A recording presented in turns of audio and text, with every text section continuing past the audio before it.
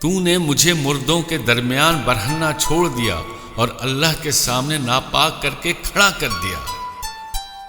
یہ سنتے ہی رسول اللہ صلی اللہ علیہ وآلہ وسلم اچھل پڑے۔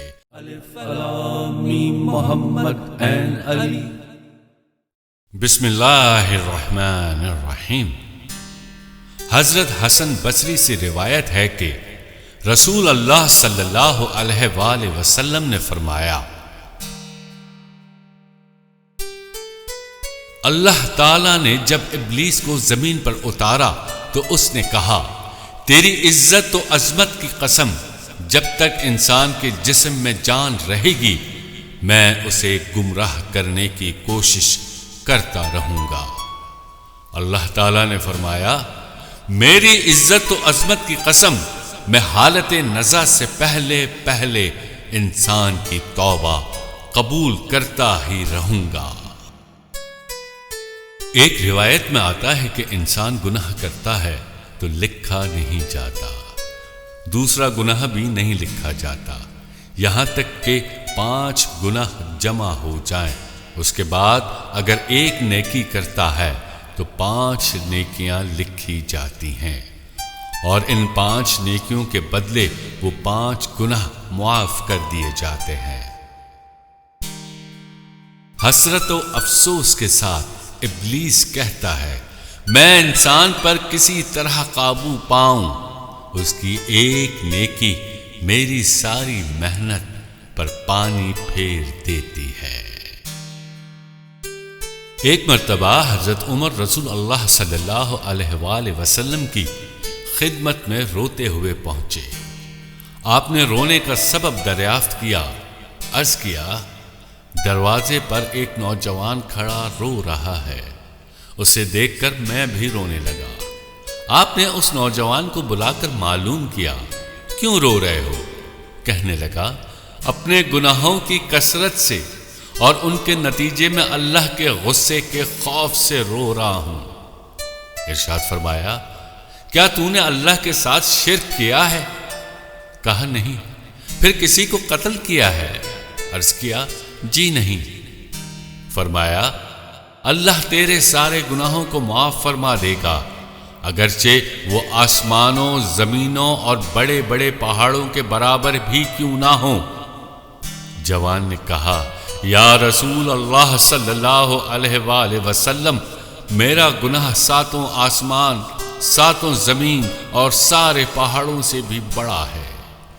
رسول اللہ صلی اللہ علیہ وآلہ وسلم نے سوالات کے انداز میں اسے فرمایا، تیرا گناہ بڑا ہے یا کرسی؟ اس نے کہا، میرا گناہ۔ کیا تیرا گناہ اللہ کے عرش سے بھی بڑا ہے؟ جی ہاں، اس سے بھی بڑا ہے۔ ارشاد فرمایا، اچھا یہ بتا، تیرا گناہ بڑا ہے یا تیرا معبود بڑا ہے؟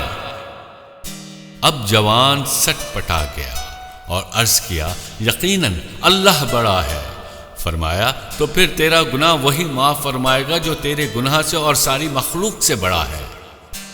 پھر آپ نے سوال کیا، اچھا یہ بتا، تو نے آخر کون سا گناہ کیا جو اتنا بے چین ہے؟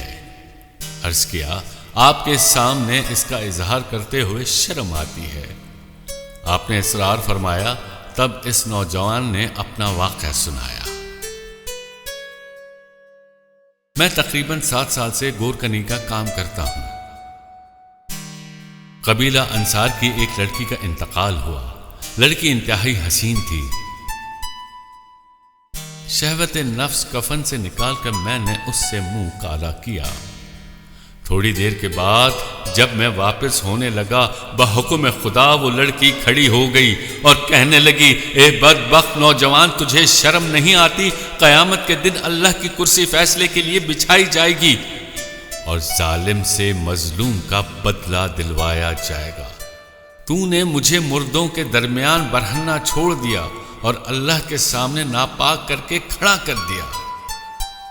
یہ سنتے ہی رسول اللہ صلی اللہ علیہ وآلہ وسلم اچھل پڑے اور اس کی گردن پکڑ کر فرمایا، فاسق، تجھے دوزخ میں جانے کے لیے کس چیز نے مجبور کیا؟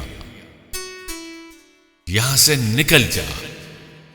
نوجوان روتا توبہ کرتا ہوا وہاں سے نکل کھڑا ہوا اور برابر 40 رات تک توبہ کرتا رہا۔ 40 راتیں مکمل ہو جانے کے بعد آسمان کی جانب منہ اٹھا کر کہا، اے محمد آدم و حوا کے معبود، اگر تو نے میرا گناہ معاف کر دیا تو حضرت محمد صلی اللہ علیہ وآلہ وسلم اور ان کے ساتھیوں کو آگاہ کر دے، ورنہ آسمان سے آگ نازل فرما جو مجھے جلا ڈالے تاکہ میں عذاب آخرت سے بچ جاؤں۔ رسول مقبول صلی اللہ علیہ وآلہ وسلم فرماتے ہیں، زبان سے استغفار کرنے کے باوجود گناہ پر جمے رہنے والے کی مثال پروردگار کے ساتھ مذاق کرنے والی کی سی ہے۔ بنی اسرائیل کے بادشاہ نے ایک غلام کی تعریف سن کر اس کو بلایا اور اپنی خدمت پر مامور کر دیا۔ ایک روز غلام نے بادشاہ کو مہربان دیکھ کر عرض کیا، آپ میرے حق میں بہت بہتر ہیں، لیکن یہ بتائیے آپ کا میرے ساتھ ایسے وقت کیا برتاؤ ہوگا کہ آپ اچانک اپنے محل میں داخل ہوں اور مجھ کو اپنی باندھی کے ساتھ ہنسی مذاق کرتا ہوا پائیں۔ یہ سننا تھا کہ بادشاہ غضبناک ہو کر کہنے لگا، نالائق، تجھے اس بات کے کہنے کی جرت کیسے ہوئی؟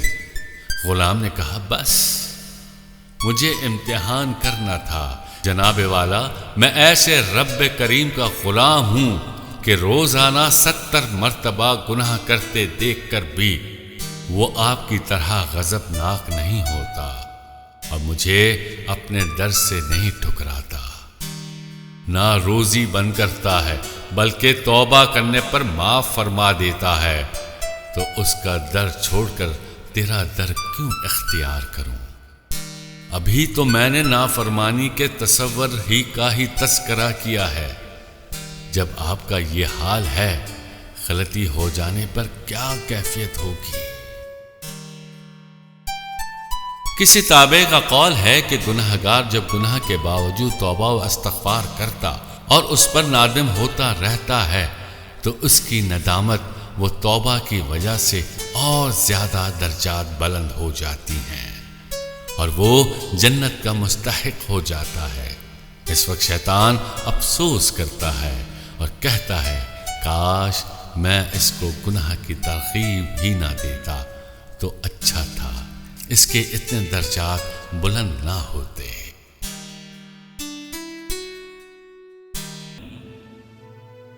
حضرت عبداللہ بن عمر رضی اللہ عنہ کا بیان ہے کہ ملک حبش کا ایک آدمی رسول اللہ صلی اللہ علیہ وآلہ وسلم کے پاس آیا۔ اس نے کہا، اے اللہ کے رسول، آپ لوگ نبوت سے نوازے گئے اور آپ لوگوں کو اچھا رنگ بھی اللہ تعالیٰ نے دیا، ہمارے اندر نبی مابعوث نہیں ہوا اور ہم سیاہ رنگ کے لوگ ہیں، مجھے بتائیں کہ اگر میں ایمان لاؤں اور عمل کروں تو کیا جنت میں آپ کے ساتھ رہ سکوں گا؟ نبی کریم صلی اللہ علیہ وآلہ وسلم نے فرمایا، وہ تمام لوگ جنہوں نے لا الہ الا اللہ کہا ہوگا، اللہ تعالیٰ انہیں جنت میں میرا ساتھ نصیب فرمائے گا۔ اس نے اپنی کتاب میں وعدہ کیا ہے، اور جو شخص سبحان اللہ کہے گا اس کے نامہ اعمال میں 1,00,000 نیکی لکھی جائے گی۔ تو کسی نے کہا کہ اے اللہ کے رسول، اس کے بعد ہم لوگ کس طرح جہنم میں جائیں گے؟ آپ نے فرمایا کہ قسم ہے اس ذات کی جس کے قبضے میں میری جان ہے، آدمی قیامت کے دن اتنے اعمال لے کر آئے گا کہ اگر وہ پہاڑ پر رکھ دیے جائیں تو پہاڑ بھی نہ اٹھا سکے، لیکن جب اس کا مقابلہ ہوگا اللہ کی نعمت سے تو یہ نعمت اس کے سارے اعمال پر بھاری ہوگی۔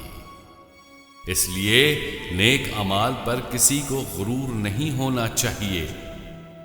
اللہ کی رحمت اور اس کے فضل و احسان کے نتیجے میں جنت مل سکے گی۔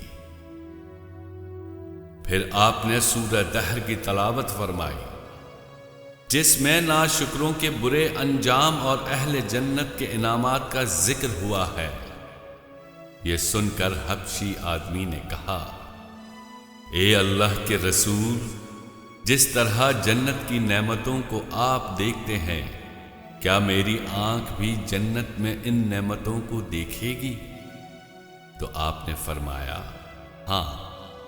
یہ سن کر حبشی رونے لگا، یہاں تک کہ اس کی روح پرواز کر گئی۔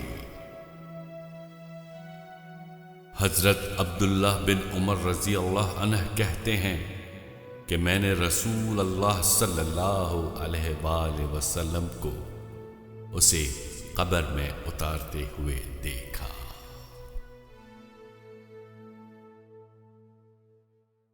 الف لام میم محمد عین علی، الف لام میم محمد عین علی۔